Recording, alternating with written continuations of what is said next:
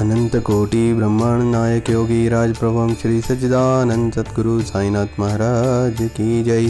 प्रिय भक्तों, श्री साईं सच्चरित्र के अध्याय 34 को आज हम पढ़ेंगे, जिसमें उदी की महिमा भाग 2, डॉक्टर का भतीजा, डॉक्टर पिल्ले, श्यामा की भाभी, ईरानी कन्या, हरदा के महानुभाव, बम्बई की महिला की प्रसव पीड़ा आदि के बारे में बताया गया है। इस अध्याय में भी उदी की महत्ता क्रमबद्ध है तथा उन घटनाओं का भी उल्लेख किया गया है जिनमें उसका उपयोग बहुत ही प्रभावकारी सिद्ध हुआ। डॉक्टर का भतीजा।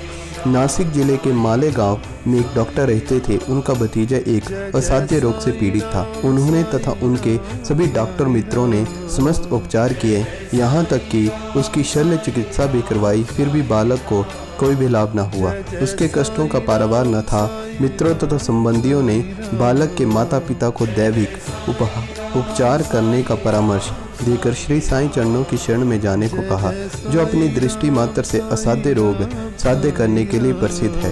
अतः माता पिता बालक को साथ लेकर शिरडी आए। उन्होंने बाबा को साष्टांग प्रणाम कर श्री चरणों में बालक को डाल दिया और बड़ी नम्रता तथा आदरपूर्वक विनती की कि प्रभु, हम लोगों पर दया करो, आपका संकट मोचन नाम सुनकर ही हम यहाँ आए हैं। दया कर इस बालक की रक्षा कीजिए प्रभु, हमें तो केवल आपका ही भरोसा है। प्रार्थना सुनकर बाबा को भी दया आ गई और उन्होंने सांत्वना देकर कहा कि जिस मस्जिद की सीढ़ी चढ़ता है उसे जीवन पर्यंत कोई दुख नहीं होता है। चिंता न करो, ये उदी ले उस रोग ग्रसित स्थान पर लगाओ तथा ईश्वर पर विश्वास रखो, वे सप्ताह के अंत में पूर्ण स्वस्थ हो जाएगा। यह मस्जिद नहीं, ये तो द्वारकावती है और जो इसकी सीढ़ी चढ़ेगा उसे स्वस्थ तथा सुख की प्राप्ति होगी तथा उसके कष्टों का अंत भी हो जाएगा। बालक को बाबा के सामने बिठाया गया। वे उस रोगग्रस्त स्थान पर अपना हाथ फेरते हुए दयापूर्ण दृष्टि से बालक की ओर निहारने लगे। रोगी अप्रसन्न रहने लगा और उदी के लेप से बालक थोड़े ही समय में स्वस्थ हो गया।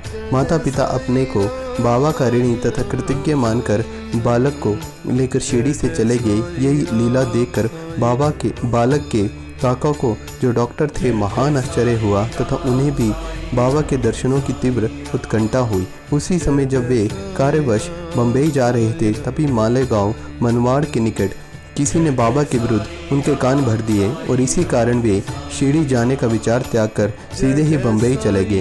वे अपनी शेष छुट्टियां अलीबाग में व्यतीत करना चाहते थे, परंतु बाबा ने उन्हें लगातार 3 रात्रियों तक एक ही ध्वनि सुनाई पड़ी, क्या अब भी तुम्हारा मुझ पर अविश्वास कर रहे हो? तब डॉक्टर ने अपना विचार बदल कर शिरडी को प्रस्थान करने का निश्चय किया। बम्बई में उनके एक रोगी को सांसारिक ज्वर हो गया था, जिसका तापक्रम कम होने का कोई भी लक्षण दिखाई न देने पर उन्हें लग रहा था कि कहीं शिरडी की यात्रा स्थगित न करनी पड़े। उन्होंने अपने मन ही मन एक परीक्षा करने का विचार किया कि यदि रोगी आज अच्छा हो जाए तो कल ही मैं शिरडी के लिए प्रस्थान कर दूंगा। आश्चर्य है कि जिस समय उन्होंने ये निश्चय किया, ठीक उसी समय से ज्वर उतार होने लगा और ताप क्रमशः सामान्य स्थिति पर पहुंच गया। तब वे अपने निश्चय अनुसार शिरडी पहुंचे और बाबा का दर्शन करके उन्हें प्रणाम किया। बाबा ने उन्हें कुछ भी ऐसा अनुभव दिए कि वे सदा के लिए उनके भक्त हो गए। डॉक्टर वहां 4 दिन तक ठहरे और उदी तथा आशीर्वाद प्राप्त कर घर वापस आ गए। एक पखवाड़े में पदोन्नति पाकर उन्हें स्थानांतरण बीजापुर को हो गया। भतीजे की रोग मुक्ता ने उन्हें बाबा के दर्शनों का सौभाग्य दिया और शिरडी की यात्रा ने उनकी श्री साईं चरणों में प्रगाढ़ प्रीति उत्पन्न कर दी।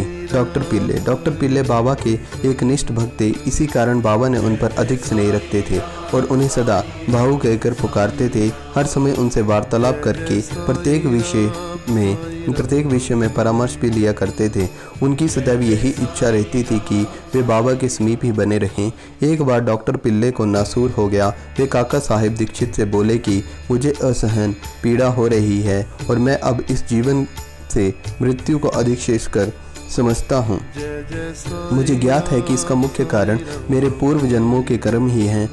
जाकर बाबा से कहो कि वे मेरी यह पीड़ा अब दूर करें। मैं अपने पिछले जन्मों के कर्मों को अगले 10 जन्मों में भोगने को तैयार हूँ। तब काका दीक्षित ने बाबा के पास जाकर उनकी प्रार्थना सुनाई। साईं तो दया के अवतार ही हैं, वे अपने भक्तों के कष्ट कैसे देख सकते हैं। उनकी प्रार्थना सुनकर उन्हें भी दया आ गई और उन्होंने दीक्षित से कहा कि पिल्ले से जाकर कहो कि घबराने की ऐसी कोई भी बात नहीं है। कर्मों का फल 10 जन्मों में भुगतना पड़ेगा। केवल 10 दिनों में 10 जन्मों के कर्मफल समाप्त हो जाएंगे। मैं तो यहाँ तुम्हें धार्मिक तथा आध्यात्मिक कल्याण देने के लिए ही बैठा हूँ।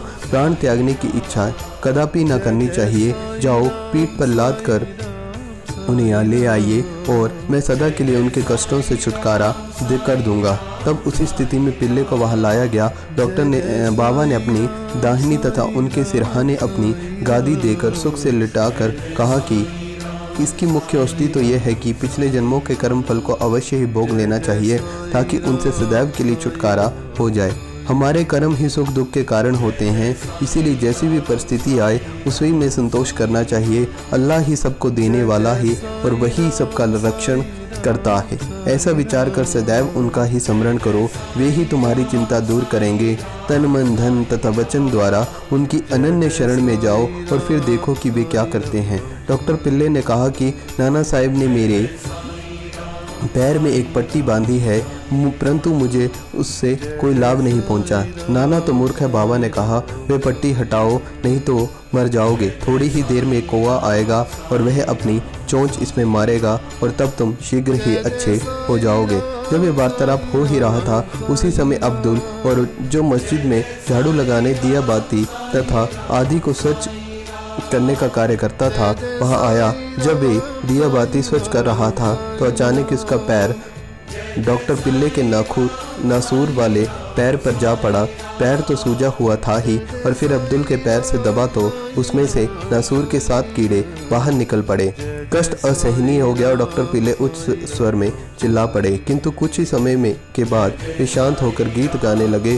बाबा ने कहा कि देखा बाबू, अब अच्छा हो गया है और गाना गा रहा है। गाने के बोल थे, कर्म कर मेरे हाल पर तू ही करीम, तेरा नाम रहमान है और रहीम, तू ही दोनों आलम का सुल्तान है, जहाँ में नुमाया तेरी शान है, फनी होने वाला है सब कारोबार है, रहे नूर तेरा सदा आश्कार है, तू आशिक का हरम मददगार है। फिर डॉक्टर पिल्ले ने पूछा कि वह कौवा कब आएगा और चोंच कब मारेगा। बाबा ने कहा कि अरे क्या तुमने कौवे को नहीं देखा, अब वह नहीं आएगा। अब्दुल जिसने तुम्हारा पैर दबाया है वही कौवा था, उसने चोंच मारकर नासूर को हटा दिया है।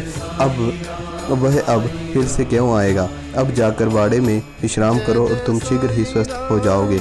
उदी लगाने और पानी के साथ पीने से बिना किसी औषधि या चिकित्सा के वे 10 दिनों में ही निरोग होगे, जैसे कि बाबा ने उनसे कहा था। श्यामा के छोटे भाई पत्नी अर्थात भाभी सांवली विहीर के समीप श्यामा के छोटे भाई पापा जी रहते थे। एक बार उनकी पत्नी को गिल्टियाँ वाला प्लेग हो गया, उसे ज्वर हो आया। उसकी जांघ में प्लेग की 2 गिल्टियाँ निकल आई। बापा जी दौड़कर श्यामा के पास आए और सहायता के लिए चलने को कहा। श्यामा भयभीत हो उठे। उन्होंने सदैव की भांति बाबा के पास जाकर उन्हें नमस्कार किया और सहायता के लिए उनसे प्रार्थना की। भाई के घर जाने की अनुमति मांगी। बाबा ने कहा कि इतनी रात्रि व्यतीत हो चुकी है और अब इस समय तुम कहाँ जाओगे, केवल उदी ही भेज दो। ज्वर और गिल्टी की चिंता क्यों करते हो, भगवान तो अपने पिता और स्वामी है, वे शीघ्र ही स्वस्थ हो जाएगी। अभी मत जाओ, प्रातःकाल जाना और शीघ्र ही लौट आना। श्यामा को तो उस मृत संजीवनी उदी पर पूर्ण विश्वास था। उसे ले जाकर उसके भाई ने थोड़ी सी उदी गिल्टी और माथे पर लगाई और कुछ जल में घोलकर रोगी को पिला दी। जैसे ही उसका सेवन किया गया वैसे ही पसीना प्रवाहित होने लगा, ज्वर मंद पड़ गया और रोगी प्रगाढ़ निद्रा में निमग्न हो गया। दूसरे दिन बापा जी ने अपनी पत्नी को स्वस्थ देखकर बड़ा ही आश्चर्य प्रकट किया। न तो ज्वर है न गिल्टी का कोई चिन्ह। दूसरे ही दिन जब श्यामा बाबा की आज्ञा प्राप्त कर वहां पहुंचे तो अपने भाई की स्त्री को चाय बनाते देखकर उन्हें बड़ा ही आश्चर्य हुआ। अपने भाई से पूछताछ करने पर उन्हें पता चला कि बाबा की उदी ने एक रात्रि में ही रोग को संपूर्ण नष्ट कर दिया है। तब श्यामा को बाबा के शब्दों का मर्म समझ में आया कि प्रातःकाल जाओ और शीघ्र ही लौट आओ। चाय पीकर श्यामा लौट आया और बाबा को प्रणाम करने के पश्चात कहने लगा कि देवा, ये क्या नाटक है? पहले बवंडर उठाकर हमें अशांत कर देते हो और फिर हमारी शीघ्र सहायता कर सब ठीक ठाक भी कर देते हो। बाबा ने उत्तर दिया कि तुम्हें ज्ञात होगा कि कर्म पद पर अति रहस्यपूर्ण है। यद्यपि मैं कुछ भी नहीं करता, फिर भी लोग मुझे ही कर्मों के दोषी ठहराते हैं। मैं तो एक दर्शक मात्र ही हूँ। केवल ईश्वर ही सत्ताधारी और प्रेरणा देने वाला है।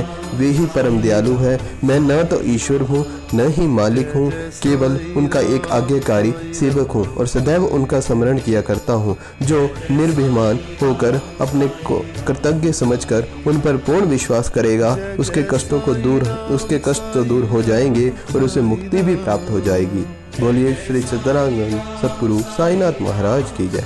ईरानी कन्या। जब एक ईरानी भद्र पुरुष का अनुभव पढ़िए, उनकी छोटी कन्या घंटे घंटे पर मूर्छित हो जाया करती थी। उसके दांत कस जाते थे, उसके हाथ पैर ऐंठ जाते थे और वे बेहोश होकर भूमि पर गिर पड़ती थी। जब नाना प्रकार के उपचारों से भी उसे कोई लाभ न हुआ, तब कुछ लोगों ने उस ईरानी से बाबा की उदी की बहुत प्रशंसा की और कहा कि वह विलेपार्ना अर्थात बम्बई में काका साहब दीक्षित के पास से ही प्राप्त हो सकती है। तब ईरानी महाशय ने वहां से उदी लाकर जल में घोलकर अपनी बेटी को पिलाई। शुरुआत में जो दौरे 1 घंटे के अंतर में आया करते थे, बाद में वे 7 घंटे के अंतर में से आए और कुछ दिनों के पश्चात वे पूर्णतः स्वस्थ होगी। हरदा के महानुभाव पथरी रोग से ग्रस्त थे। यह पथरी केवल शल्य चिकित्सा द्वारा ही निकाली जा सकती थी। लोगों ने भी उन्हें ऐसा ही करने का परामर्श दिया।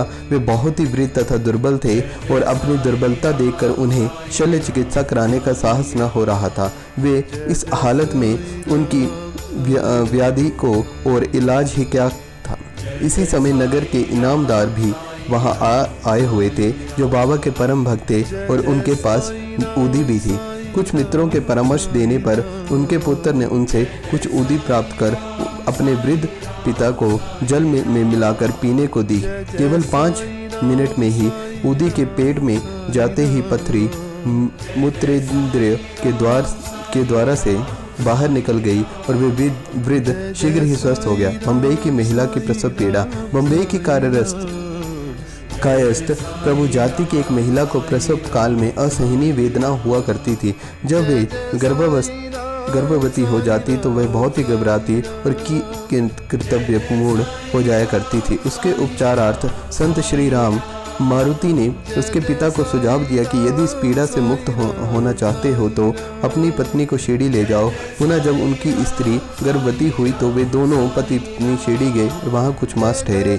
वे बाबा की नित्य सेवा करने लगे और उन्हें बाबा के सत्संग का भी बहुत ही लाभ हुआ। कुछ दिनों के पश्चात जब प्रसव काल समीप आया तो सदैव की भांति गर्भाशय के द्वार में रुकावट के साथ अधिक वेदना होने लगी। उनकी समझ में नहीं आता था कि अब क्या करना चाहिए। थोड़ी ही देर में एक पड़ोसन आई और उसने मन ही मन बाबा से सहायता की प्रार्थना कर जल में उदी मिलाकर उसे पीने को दी। तब केवल 5 मिनट में ही बिना किसी कष्ट के प्रसव हो गया। बालक को तो अपने भाग्य अनुसार ही उत्पन्न हुआ और उसकी माँ की पीड़ा और कष्ट सदा के लिए दूर हो गई।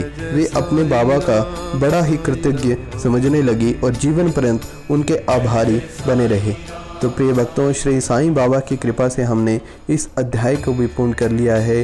बोलिए श्री सच्चिदानंद सतगुरु साईनाथ महाराज की जय।